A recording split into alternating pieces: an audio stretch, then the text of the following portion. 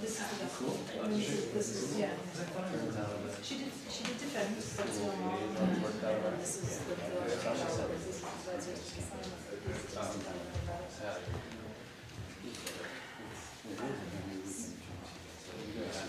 welcome back, John.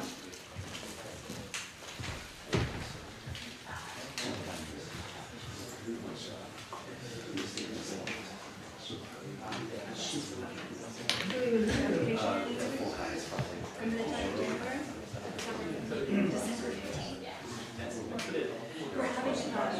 Okay, good. You were on like, all right. Okay. We're gonna say Christmas. Thanks again. I don't know what but that's just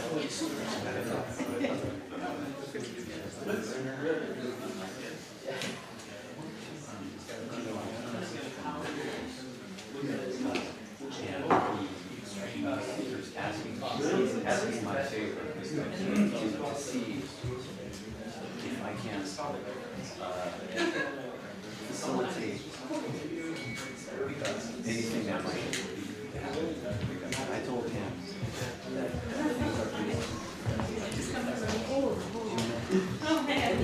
I'm happy to do this.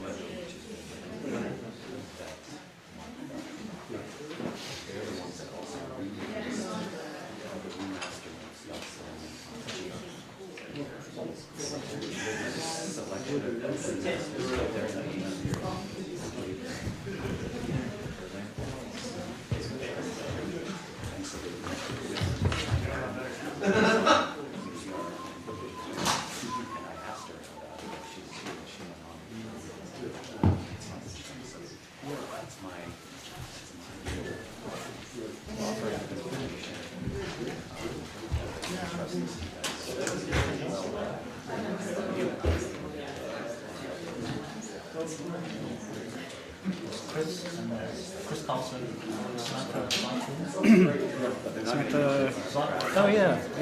Great. Did they all comment or? Yeah, they said go. There's a lot of party.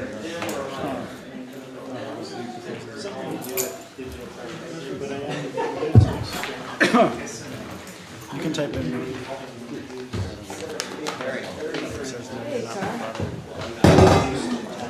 hey, Carl. Yeah, that's a Oh, wow. No, right? not my fault. They were not my father. You're not my fault.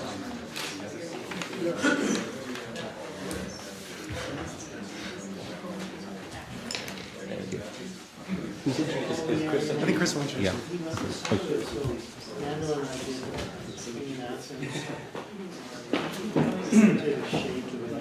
Hey. I think everyone's here. Great.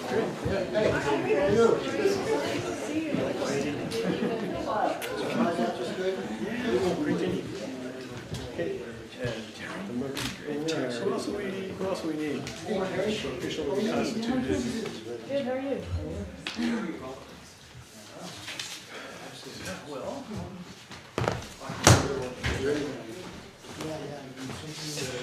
Let's see. Well, let me welcome you all to the final chance to roast Dahl, and it'll be my pleasure to do so. I'm Chris Chafe, and his advisor. in the program. And like Luke, I've been here a long time, only in my case, maybe, I don't know, 4 times as long or something like that. And CCRMA, the center here, has its roots really in 3 separable areas. We have a very strong foot in computer science, very, very strong foot in hearing sciences, psychoacoustics, music cognition, and over here, 3rd area is signal processing and acoustics of musical instruments and so on. Those 3 are the engineering and sciences that we find as corners of our pedestals. On the pedestal itself is music, and so there's lots of music making that goes on here, obviously, and it's of all kinds. And the computer doesn't tell you what kind of music to write; you make your own music. Out of those 3 pedestals that are, feet on the pedestal that I just enumerated, we grew a 4th one. And we grew a 4th one maybe because we invited this student who was a black belt in Aikido. I'm not sure if that's the real reason, but there's something about movement in music that early on was difficult to study.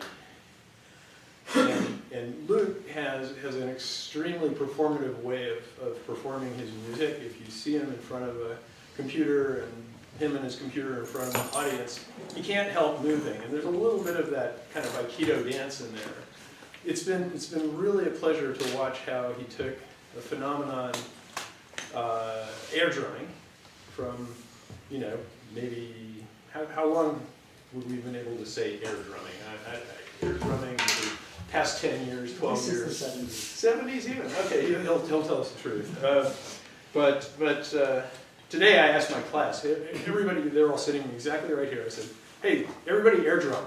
And everybody knew how to do it. And I'm not sure I would have known, the 70s. But anyway, that became this way into the biomechanics of music. And it's not been an easy at all as a road.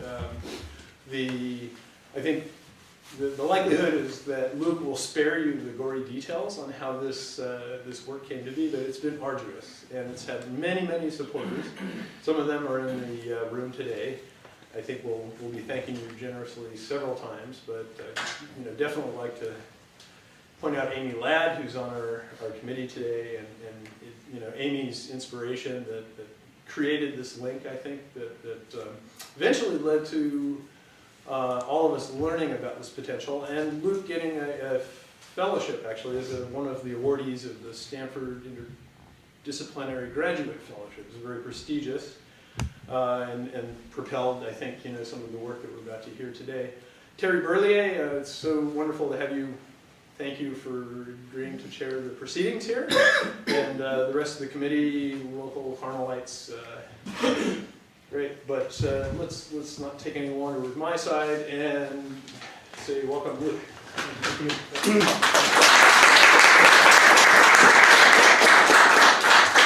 Thanks, Chris. Thanks, everyone, for coming. Thanks to the people who are watching online.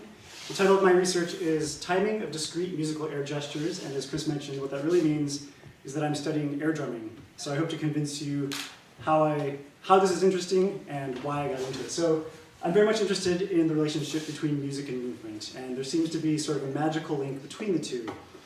Every time we hear a sound played on an instrument, the sound that you hear is a result of some performer's gesture playing that instrument, and the quality of their movement informs the quality of the sound that comes out. In every single culture on Earth, music and dance accompany each other. We always like to move in time to music. When we listen to music, people report experiencing a sense of abstract movement. When you're listening to music, you imagine movement in some very vague sense. And when we talk about music, we use metaphors of music. When we talk about music, we use metaphors of movement. We say, like, a melody leaped gracefully, or a bass line plodded along. All traditional musical instruments require us to touch them. Our bodies provide the energy that gets transduced into sound. However, with the onset of electronic sensing, it became possible to make musical instruments which had no physical contact. So one of the very first instruments, the theremin, allowed you to play and control sound by just moving your body in space without touching anything. Recently, ways of capturing movement have become affordable and ubiquitous. For example, the Microsoft Kinect or accelerometers and gyroscopes in your handheld device have inspired many, many people to recently make air instruments where you're controlling sound by moving your body in space. So let me define some terminology. Instrumental air gestures are gestures that you make with your body in free space in order to control some system that's making sound at that moment. Continuous air gesture is one for which some movement quality is being continuously mapped onto some sonic variable. So one example is if I mapped the height of my hand to a filter cutoff, and you heard a sound that went wow, wow. So that's a continuous gesture. A discrete air gesture is a gesture that's meant to trigger a sonic event at a precise time, and that's what I'm interested in studying in this work. And I'm going to define air drumming for you. Air drumming, there are two cases. One is mimetic air drumming, which is what we all think of, which is where you act as if you're playing a drum sound. You act as if you're playing a drum in time to a pre-recorded sound of a drum. And then I'm going to add productive air drumming, which are gestures in which a performer mimics the striking of an imaginary surface in order to trigger a sound with a sudden attack. So air instruments are fun, they're new, but there are some difficulties. You have no tactile feedback, you have no sense of force. When you exert force, you're not moving anything else. And what I've seen through watching other people's instruments and through trying to build instruments myself is that air instruments work well for continuous air gestures if you're controlling some aspect of the sound through a smooth movement. But if we try to design a way to trigger a sound at a moment in time, it ends up being difficult. The system doesn't feel right to the performer. The sound doesn't occur when they feel like the sound should occur. One example of this is a couple years ago, I created a piece for a mobile phone orchestra called Sound Bounce, where people bounce virtual balls with this kind of upward flipping gesture. And what I was hoping was that I could have an ensemble of performers sort of synchronize their movements and play interesting counter rhythms. And it was difficult to do because of this effect that I'm describing. So the goal of my research is to understand discrete air gestures in order to enable air instruments with more natural timing. A number of people have made systems for triggering discrete air gestures for performing music. Some of them, they all use different ways to trigger a sound. So some of them use a spatial threshold. When some part of your body passes through a point in space, then the sound occurs. Some of them use a velocity threshold. When some part of your body goes past a certain speed, you trigger a sound. And some use acceleration thresholds. A few people have actually done studies of discrete air gestures. So Maki Patola found that people striking a virtual drum surface in time to a metronome tended to strike after the metronome sound.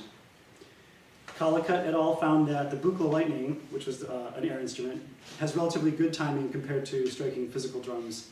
And they also found that the strike doesn't always correspond to the minimum of a gesture, the minimum height of a gesture. Sophie Dahl, no relation to me, did some studies of real snare drumming gestures. And this is a nice figure from her paper. You can see that she measured 4 different points on a drummer's arm. And these graphs are 4 different drummers. You can see that different styles come out pretty clearly.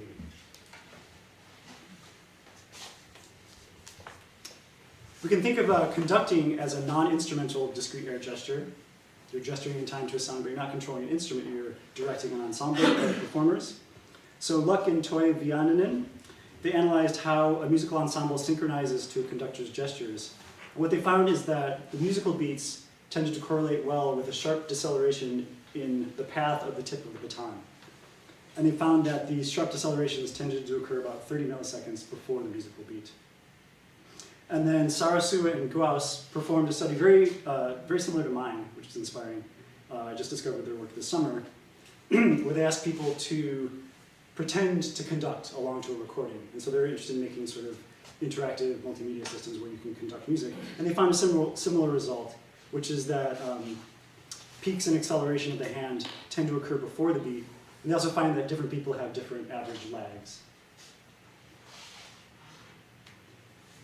Moving in time to music is a form of sensory motor synchronization, and this is a field of research that goes back a number of decades, and a whole lot of research has been done studying so-called tapping experiments, where people tap on a surface in time to a metronome, and then they perturb the metronome slightly and see how people react.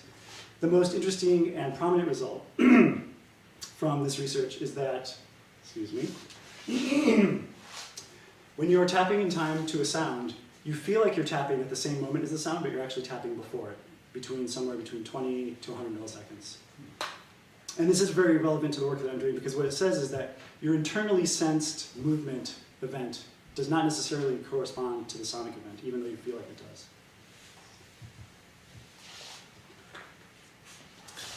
So that concludes the first section. Now I'm going to get into the details of the study that I've conducted. Again, my goal is to understand discrete air gestures in order to enable air instruments with more natural timing.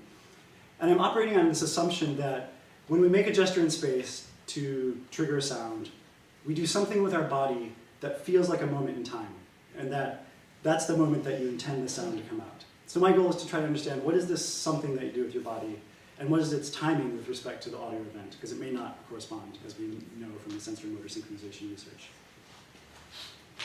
And the method that I've devised to go about this is I'm going to study mimetic air drumming in order to better understand productive air drumming. Just to make that a little bit more clear. In mimetic air drumming, the computer makes a sound, which the performer hears, and they gesture in time to it. And then that gesture is recorded by a camera system and saved on the computer. In productive air drumming, the performer makes a gesture, which is captured by the camera, and then the computer decides when to play a sound out of the speaker. So again, I'm studying mimetic air drumming in the lab, and that's what I'm going to present today. But this is the application that we're aiming at, which is productive air drumming performance.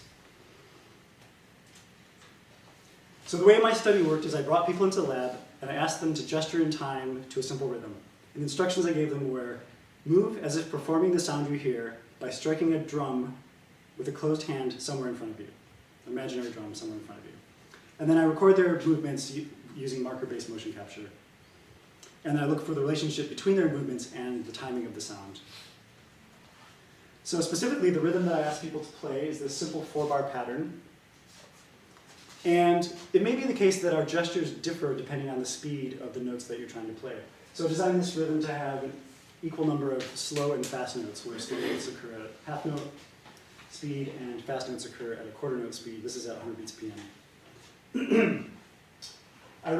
For one trial, the performers played this rhythm 4 times, and I recorded 2 trials. So this ends up being a total of 40 slow notes and 40 fast notes. To give you a more concrete idea of what this looked like, you're going to hear the sound that the people drummed in time to, and this is an animation of one of the subjects.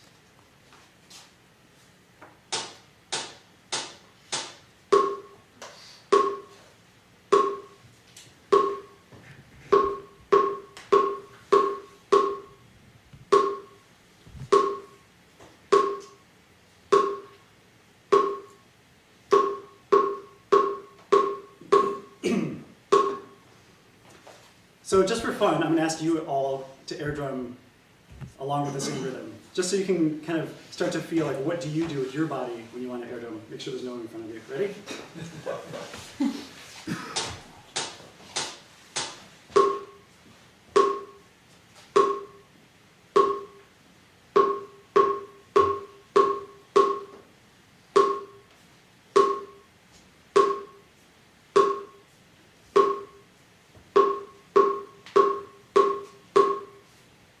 Awesome. So, you may have noticed that maybe you're moving your wrist some amount, maybe you're not moving your wrist, maybe your hand is oriented in a certain direction. You might have a sense of what is that movement event? Like, what are you doing that feels like it corresponds to the beat? So I advertised for participants. I asked for people with experience playing a musical instrument and people who were able to read notated music. I got 5 men and 5 women. They had a significant amount of musical experience and a fair range. 4 participants reported having dance training, and 1 participant was a percussionist. All right, so now I'm going to move on to how I begin to analyze people's gestures. And I'm going to start by looking at 2 movement features, which I'm calling hits and acceleration peaks. The first feature, the hit, it corresponds to the moment at the end of the strike. So if you're playing a real drum, the end of the strike occurs when your hand hits the drum or the stick hits the drum, imparting energy into the instrument and generating the sound. So the sound will correspond to the end of the strike. With an air gesture, it may not be the case. But, so what I'm looking for is the moment where your hand suddenly changes direction. And it's not necessarily a minimum, because you could be playing forward, you could be playing out to the side. It's a sudden change of direction. And I had to come up with my own technique for detecting a sudden change of direction, because I was surprised to discover that none existed. So I'm tracking the position of the hand. There's a marker on the back of the hand. And we take the smoothed hand data. We take the first difference to get the velocity. So this is a velocity vector in space. And then what I do is I make two estimates of the velocity vector. One is a slow estimate, and one is a fast estimate. So basically just pass the velocity vector through two different low-pass filters. And then I look at the angle between those two vectors. So the intuition is that as my hand's going this way, the velocity vector is going that way, and my hand changes direction. So the fast estimate of velocity will catch up very quickly to my hand as it changes direction, whereas the slow will take time to get it. So at that moment, there'll be a wide angle between the slow and fast estimates of velocity. What I found is that if I took the slope of that angle and looked for peaks, that those corresponded to the moment that I thought was the actual hit. So let's look at some data. In this graph, we see two of the spatial dimensions of the hand movement. I guess you can't see the color very well. So the large swooping curve is the z direction, the height of the hand, and the other one is the forward back. And then this event here is actually the time of the drum sound. And you can see that their hand comes down and bounces up a little bit. So remember, I look for this angle between the two estimates, and I take the slope of it. And that's this curve here, and I look for a peak. And so I'm going to call this moment the hit. And we'll notice for this person's strike that the hit corresponds to a vertical minima, which is nice. And if I look at the magnitude velocity, you see that the hit corresponds to a minimum in velocity. So it's a moment where the hand was like suddenly slow as it changed direction. So this is a gesture for someone who's doing something a little bit more complicated. So the first person had a fairly straightforward gesture like this. This participant tended to add a little hook at the end of their gesture. And so it's not quite as clear what's the right moment. So if I plot theta slope, I notice there's like 3 moments where their hand changes direction. And what I decide to do is I choose the one that's closest to the audio event. And that corresponds to a change in slope of the magnitude velocity. The second feature that I'm going to look at are acceleration peaks.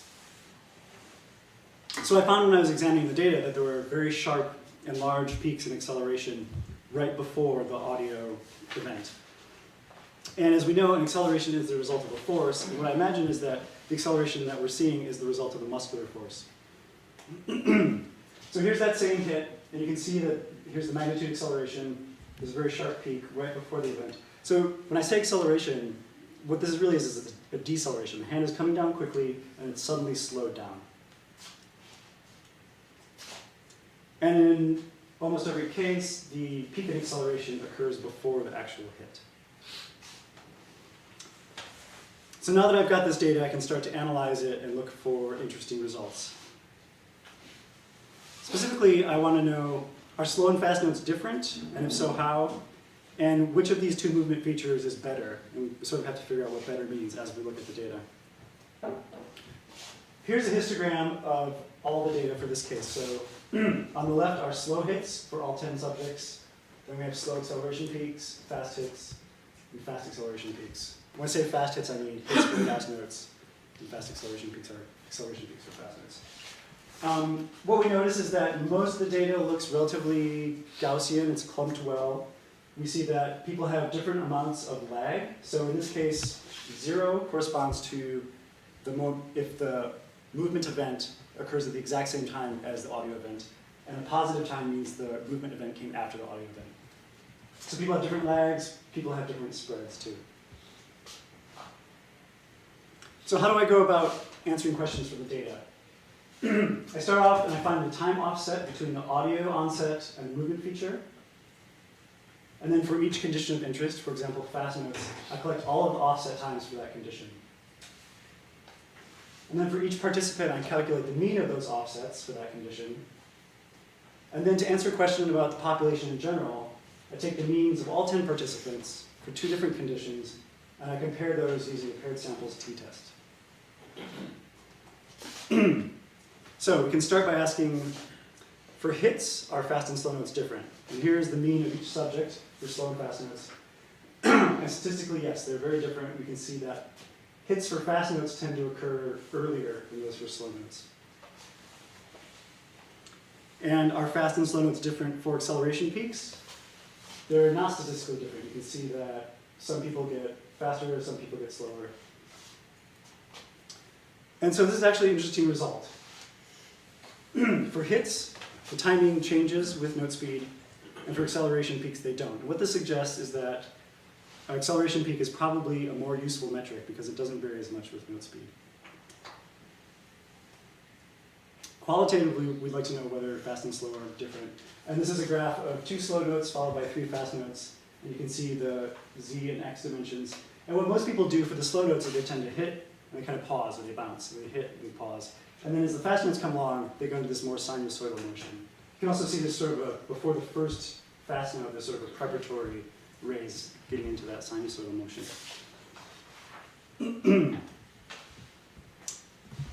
Are hits and acceleration peaks different? So for slow notes, they're very different, and for fast notes, they're very different. And we can see that in general, acceleration peaks come before hits. It's not really surprising that this is true because as the hand slows down, before it reaches the moment where it changes direction, that's when the force is needed to slow it down.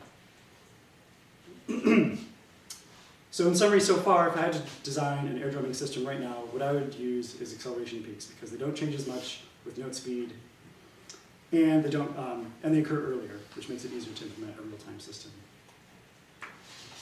So it's fun to look at graphs, but it's also really nice to hear the timing of something. So what you're going to hear now is one trial for one subject, and I'm going to sonify the hits, and I'm going to sonify the acceleration peaks. So you'll hear the low tom sound, which is the audio stimulus, and you'll hear a higher pitched tom sound, which is the hits.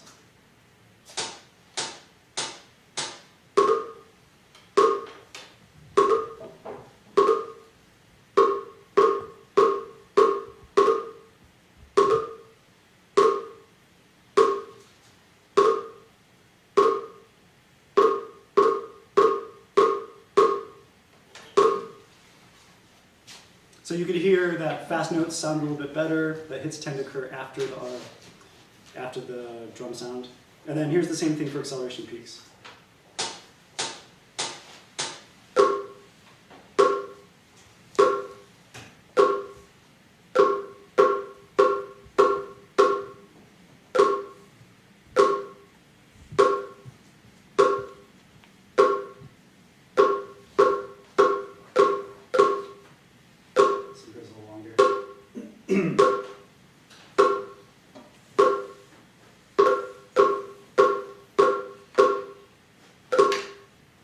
So not always, but in general, acceleration peaks sound closer and better.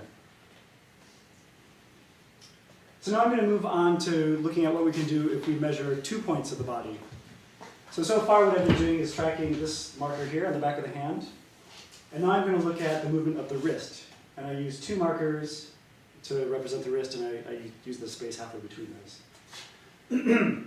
So the timing differences between when the hand changes direction and when the wrist changes direction will tell us something about the movement of the wrist joint. And what I'm going to do is I'm going to detect the same 2 features on the wrist location, the hits and acceleration peaks. And this is a graph of the hand and the wrist. So hand is in blue, and the wrist is in red behind it, and for all 4 events. And if we just inspect this visually, what we notice is that for hits, there doesn't seem to be a strong trend or difference between the wrist and the hand.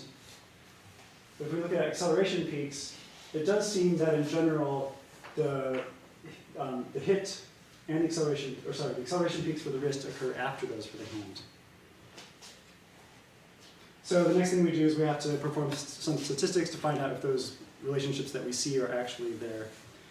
So for slow notes and hits, there's a slight difference. For fast note hits, there's no statistical difference between wrist and hand. For slow notes acceleration peaks, there's a very significant difference. And for fast notes, the acceleration peaks also have a strong difference. So what we saw in the histogram is true. Hits don't seem to be different between hand and wrist, and acceleration peaks do. And I'll come back to at the end of why I think this is. One of the interesting things here is that the hand acceleration peak comes before the wrist. And this was very much surprising to me. As I gesture, it seems to me that the wrist should happen first and then the hand. Like, think of our gesture like that. But it's more, it must be something more complicated where there's like a little rebound.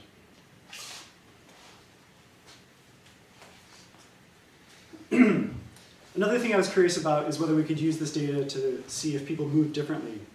And the instruction that I gave people was gesture as if striking a drum somewhere in front of you. I didn't say whether the drum is horizontal or vertical. I didn't say whether to hold your wrist stiff or loose.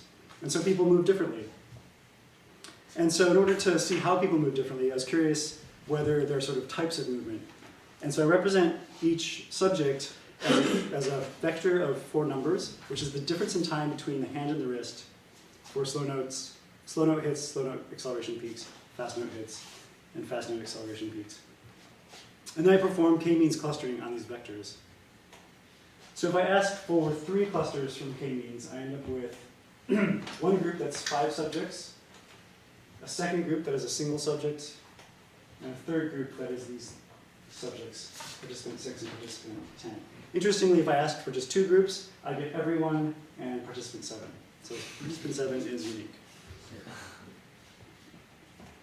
So I was curious whether these clusters had meaning, and what I did was I just went through and watched the animations of every subject drumming and looked for any commonality between these. And what I found is that for the large group, people tend to have their palm oriented downwards, as if sort of playing a tom maybe, although their hands were closed as instructed.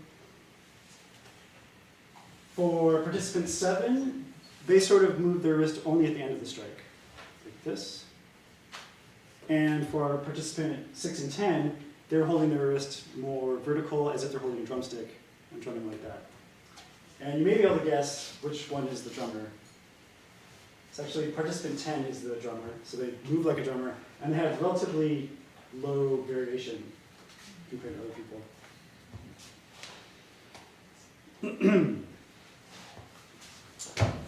So let's move on to even more features. So far I've been tracking the location of the hand and wrist. And tracking location with marker-based motion capture is the simplest because that's what you get out of the machine. You just get the location of a point in space. Similarly, if you're going to track movement with something like a handheld device like an iPhone, that iPhone exists attached to one part of the body. You're holding it in your hand and you can get acceleration from that point. If you want to look at joint angles, it takes more computation. You need multiple markers to define segments, and then you need to calculate the angle between joint segments.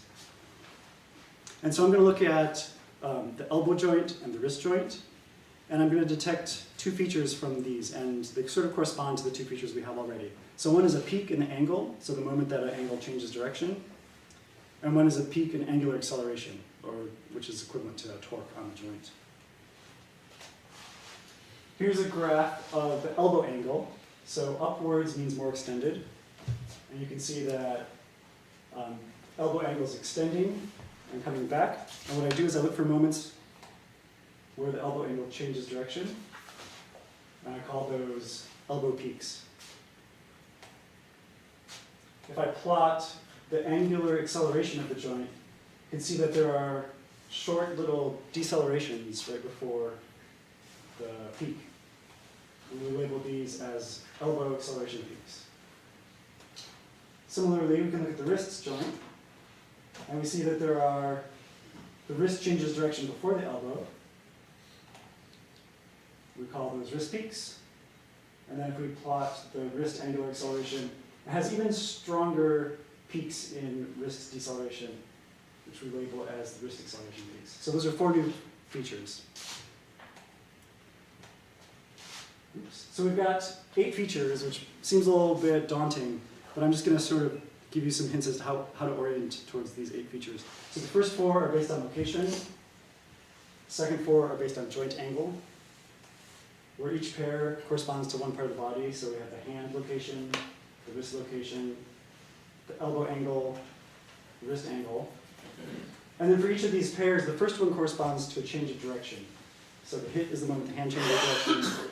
The angle peaks are the moment that a joint changes direction. And the second in each pair is a peak in acceleration. Here's a box plot of all the means, all the mean offsets for all 8 features. And on the left are slow notes, and on the right are fast notes. And just to help you orient again, location-based features, joint angle-based features, change of direction features, and acceleration features.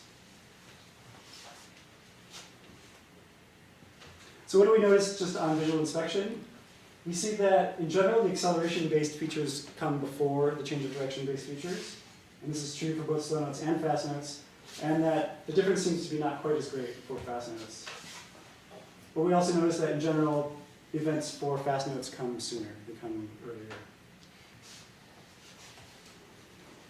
So I want to perform some statistical tests to see if those things that I observe are true. The first thing I do is I perform an ANOVA, which says whether there are any changes in the data at all. And so we run a 2 within subject factors ANOVA, see that there's a very strong effect of movement feature, an effect on note speed, and an interaction between the two. So now I'm going to go through and conduct a number of paired t-tests and display these in a new way. So what we have here is in red is the change of direction feature, and in blue is the acceleration peak feature. On the left is slow notes, on the right is fast notes.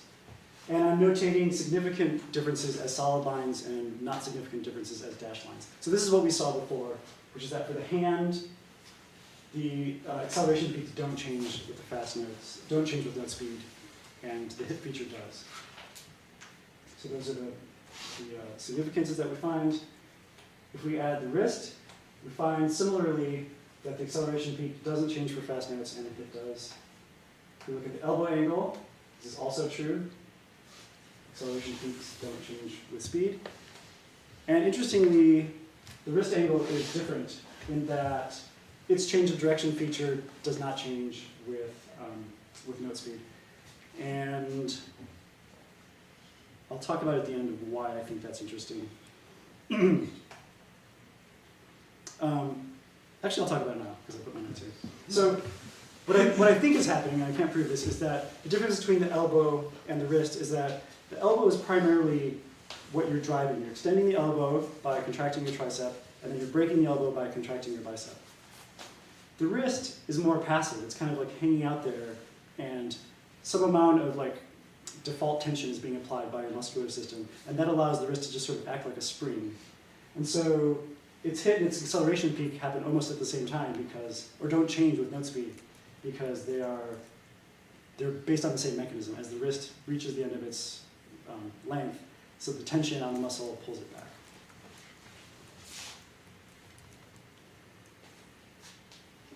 So it might be interesting to know which of these features come earliest, because real-time systems are easier to implement if the event we're detecting happens before the sound, and if it happens well before the sound, it gives us even more room.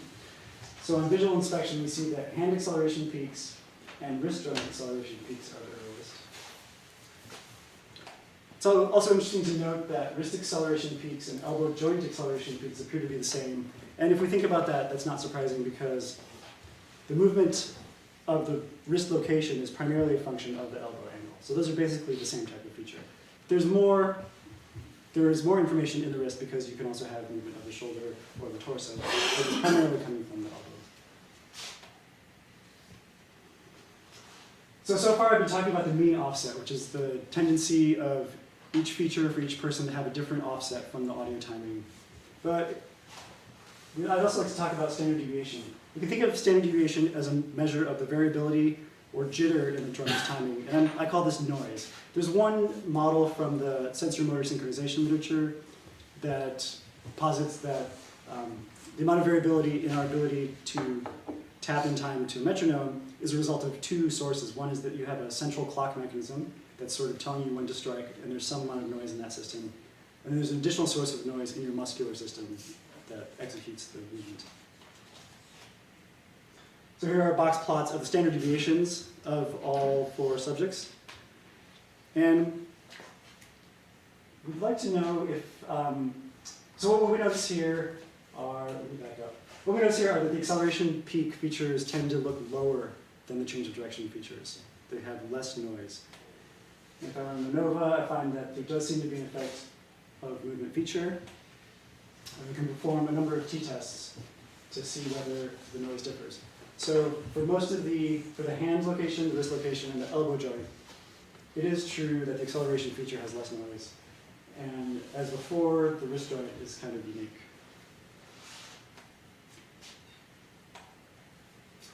Which feature has the least noise? Just on visual inspection, we see that hand acceleration peaks and elbow joint acceleration peaks have the least noise. So that brings me to the end of all of the data I'm going to throw at you, and we can sort of try to summarize it into some conclusions. In general, acceleration peaks are better. Acceleration peaks come before the associated change of direction feature. They don't vary as much with note speed, and they have less noise. If I had to pick a single feature to use, I would still go with hands because the acceleration peaks at the hand location and wrist angle are the earliest, which is here, and the acceleration peaks of the hand location and elbow angle have the least noise. So out of those, hand location looks the most useful. So in summary, thinking about the movement of the wrist, the acceleration peaks of the wrist and the elbow joint are the same. We talked about that. The elbow is primarily what's moving the wrist. For location-based features, the acceleration peak of the hand comes before the wrist. This is surprising. And this is basically the same result is that for joint angles, the wrist acceleration comes before the elbow. Hopefully that makes sense to you. And the wrist angle noise is the same for peaks and acceleration peaks. So sorry, wrist and hand, wrist and elbow. We also noticed that people have different movement styles and they have different mean offsets. We can detect movement styles by looking at the difference between 2 points moving. And what this suggests is that if you're going to build a real-time system, it would be good to have some kind of calibration phase, perhaps using a technique like I described here, where you gesture in time for recording, use the data you get to calibrate the performance system. So I'm going to finish with a sonification of all 8 movement features. This is just one 4-bar pattern for one subject for one trial. So it doesn't represent everything, but it starts to give you a sense of how the different features sound. So first you'll hear the drum sound, and then you'll hear each feature accompanying the drum sound.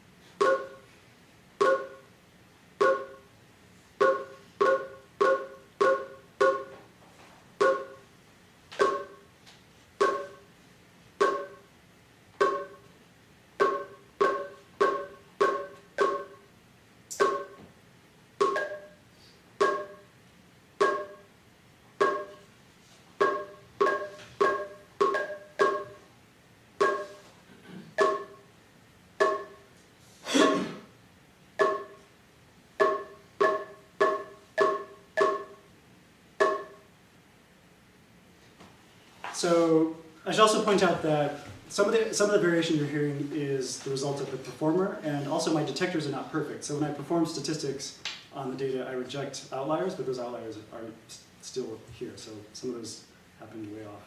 It's probably a result of those errors. So that's all the stuff that I've done. That's the research that I'm presenting today. But if I keep going with this, there's a number of things I could do. The first is to look more into the differences between people. I think that's a very fascinating subject. There may be other movement features that are useful. The approach that I've taken so far has been very kind of hands into the data. I wanted to understand this movement, and so I wanted to plot the graphs and look at them. But I could also take a machine learning approach and just teach a detector to generate sounds at the correct time based on the data that I have. I also gathered a whole additional set of data, which I haven't analyzed at all, which has to do with dynamics. So this rhythm here shows a second rhythm that all my participants performed And I'd like to look at what makes a loud note different from a soft note. How do people change their gestures when notes are louder? We've seen this effect of note speed, but to really study that in depth, it'd be good to get data with more data points, more different speeds. I'd also like to study other discrete air gestures, simple dance movements, yes. And to validate all this work, it'd be good to build a real-time system that actually generates sound. So that's everything I have. I'd like to thank, first of all, Chris Chafe, Takako Fujioka, and Jonathan Berger. You guys have been very supportive and given me lots of great advice. I'd especially like to thank Takako for letting me use the motion capture system in her music laboratory. My research would not have been possible without that. I'd like to thank Ge. He's been an advisor and collaborator on lots of music interaction design projects. Amy Ladd taught a class called Anatomy of Movement in the medical school that I took my first year here at Stanford, and was very inspirational. She's also been very supportive my whole time here. I'd like to thank Terry for volunteering her time and chairing this committee. A couple of people have been very helpful with this research. Maya Acharya is a volunteer intern, and she helped me with recording data, analyzing data. She's been great. Esteban Maestra has been a great support and brainstormer. Jonathan Abel has given me lots of great technical advice. I'd like to thank the 10 people who participated in my studies, some of whom are amongst us. I'd like to thank the staff at CCRMA, Kara, Sasha, Nidhi, and Nando, first of all, for all the work that you do, and for just being really great people, making CCRMA a wonderful place to be. I've been here for some time, and I've made friends with and collaborated with lots of great people. I'd like to just mention Jorge, Blair, Stanin, Juhan, Diana, Lockie, Colin, Rob, Hongchan, Nick, and June. And furthermore, why are there more little clicks there? Thank you all for coming out.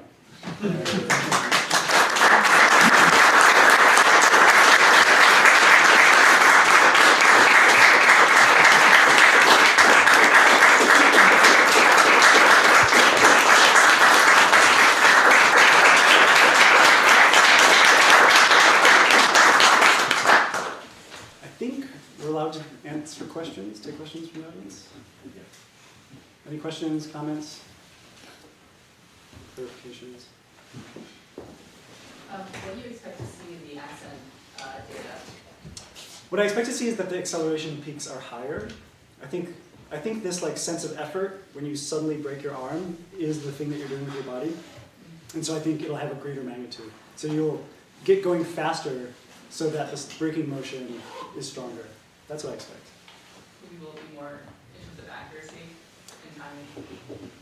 I'm guessing the timing will get worse. That's my guess, just intuitively. There's a bunch of questions from online, all forming into sort of an area. Perhaps you said there's something more for future work. So Samantha asks a question really early on that time. What happens if you compare professional musicians or modern musicians, especially classical versus jazz? Swing being deliberately late to the beat. Diana is asking about whether you tested people with their dominant or non. Presumably you asked them to do their dominant hands. Yeah. And also Samantha asks, did you do any corrections for people rushing or anything like that to smooth the data? No, I didn't do any corrections for rushing, because that's partly what I'm looking at, is how do people not play it perfectly. And I haven't compared non-musicians and musicians. In this case, since I could only do one study, I chose musicians because they have experience synchronizing their movements to sound. Musicians have special skills that normal people don't necessarily have. And yeah, all my subjects were right-handed, luckily. Yeah, and I don't mean to bastardize the use of air, but if we were to have some kind of tactile feedback as a part of this with a device of some kind, when or where do you think that would be most appropriate? In what situation? Sorry, the timing. on the body. Yeah, so the timing of that haptic feedback, and then the placement of. Yeah, that's an interesting question. We have different sensors that we use to sense the location of our body in space, and some of them are in the muscles and in the tendons. So I think there's been some interesting results where if you vibrate the muscle, it actually changes your sense of where your arm is in space. So that might be one way to do it.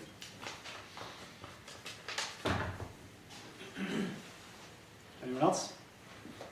Well, back to my original question or statement that air drumming is a recent phenomenon, but you were going to say the 70s. Do you have anything to substantiate that? I'm going to revise my answer and say the 80s. And the moment that I'm thinking of is Phil Collins' Air of the Night. There's this tom fill. It goes, and then the chorus kicks in. Right. And it just feels like a moment that you want to gesture to. And so maybe that was sort of the genesis of air drumming. Well, you know, it might be so old in the culture that it just wasn't called air drumming, but you know, you can imagine. Yeah. Or we could say, you know, maybe it's a result of when people stopped playing musical instruments and listened more than they played, and right, or they didn't have an instrument and they wanted to. Yeah. Somehow I associate with driving too. Driving. Yeah. Mr. Roboto. Yes. If you gave them drumsticks and had the marker on the tip and the sticks, that's still air drumming, right? I think so. Yeah. Yeah. Yeah. It just adds more inertia. Did you survey them how they're imagining, you know, what? I had a questionnaire and I asked them to describe what they thought they were doing. Okay. Yeah. There were not really any clear trends that came out of that. Yes. Have you thought about the feedback in a real-time system between what someone expects the drumming to do and the sound and how that they might learn, they may be adapting as well as your system is adapting? Yeah, and I think that's true, but in the systems that I built, like, it wasn't true enough. Like, they were still hard to play. I think there's some research out there that shows that systems with constant latency it's easy to adapt to them, but without constant latency, you can't. Yeah. Sir. Well, it strikes me that all of this is pretty unique to drumming. If you use different instruments, each one will be its own thesis, I think. Yeah, I mean, Time of a piano or a guitar. my original goal was to look at dance movements, and this was a pilot that I performed on my way to doing dance movements, and then it got delved so deep into the data that it took a while. So I think it may be true that muscular effort is the thing that you synchronize to the beat. So another thing we might ask, another study that I wanted to do was just like if you are doing a simple dance movement time to a beat, you know, like kind of the simple dance movement, what in your movement corresponds to the beat? Is it the moment your foot hits the floor? Maybe not, because that's not necessarily good dancing. I think it's a sudden movement of some joint or a sudden muscular effort. And for other instruments, if we think about bowing, it may be similar. But you know, what is an air? I guess we could do air bowing. Ask people to play air violin. Air strumming. Yeah, I mean, my goal would be to find a commonality between all these cases. I think there's something there. So the interesting thing about air guitar is that you hold. Typically, they hold the neck, so you actually have an access point where you can detect. Yeah. You could check out the windmill timing. Yep. Right. Someone does their class. Yeah, so maybe from their left hand you could actually sort of draw a line in space and see when their hand crosses that from. That's a good idea. Spencer? Do you think you would get different results, or how might you think the results would differ if someone was not necessarily playing air drums, but playing a normal drum along to the kind of beat pattern that they're listening to? Yeah, from the tapping literature, what people have found is when you give sonic feedback, that latency shrinks pretty quickly. There's also the kinetic, the very direct kinetic feedback too, right? Yes, yeah. And in this case, the kinetic feedback corresponds to the sonic event that you want. Yeah, a lot of your study echoes some of the conundrums we've had in motion analysis for medical reasons, for medical conditions. And when we moved to the upper extremity, so much more to even think about because it's three-dimensional and it's non-phasic. And you did the right thing of taking something phasic and relatively in one plane. You know, you talked about when it becomes sinusoidal, how difficult it is. One thing that we found, and tell me, your most accurate was the elbow angle In terms with of the acceleration? Yeah, the acceleration peaks of the elbow angle had the least amount of noise. That was one of those. And when we analyzed reach and grasp for the cerebral palsy kids, we found the single best measurement that defined the phase or the movement was the position of the elbow. It was the most accurate and reference point. And in retrospect, it was kind of like, duh. Yeah. But at the time, it was kind of earth-shattering. And it's interesting that from a, from a point analysis, that was your best one as well. Yeah. It has the biggest effect. It's what's really Correct. amazing. Like there's other things happening, but this is The repeated and... Yeah, and I think it's the biggest muscle group. Well, shoulders are a big muscle group, but they're... It's tough because the actuator, the event happens at this fine precision at the end. There's a lot going on at the shoulder, but this is the most angular change. Yeah, yeah. Interesting. Fun. Yeah. I think that's... Yeah, maybe I'll just wrap this up by pointing out that musicians are kind of amazing whenever you give them any sort of a system. So prior work here, this is years ago, involved EMG for air drumming. This was Itao Tanaka. Oh, yeah. And the system that he used was called BioMuse, sensed the flexation and triggered, when he was on stage, an enormous drum. It was like a big synthetic drum the size of the stage, and it would always go boom. So you're going to solve that. That's really great. He had to fake it, and that's why I say musicians are amazing. So he would flex way ahead of time. So he'd go boom. So the flexing wasn't actually what was happening. He covered for it. Flexing Yeah, first, and then he covered for it really well. But this you won't have to. That's great. So the way our proceedings unfold, I guess we'll break and we'll go into a session with Luke and the committee, and we invite people to sort of stay out in the lounge for a bit, while we go through that part of it. There's some snacks out there. And there's snacks, great, to keep the audience warmed up. But let's thank Luke for fantastic.